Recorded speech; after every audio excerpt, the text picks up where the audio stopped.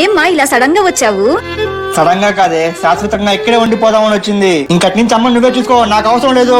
అసలు ఏమైందమ్మా?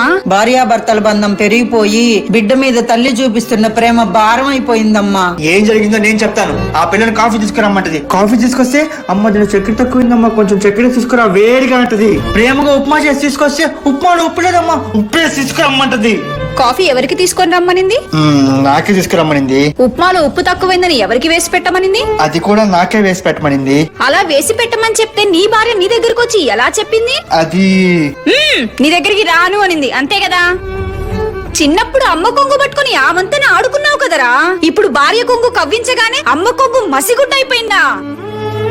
నాయనా, నేను మీ ఇంట్లో ఉండొచ్చా? అయ్యో బంగారంగా అత్తయ్య, ఏమే మీ అమ్మకి ఏమేం కావాలి అన్ని చూసుకోవే.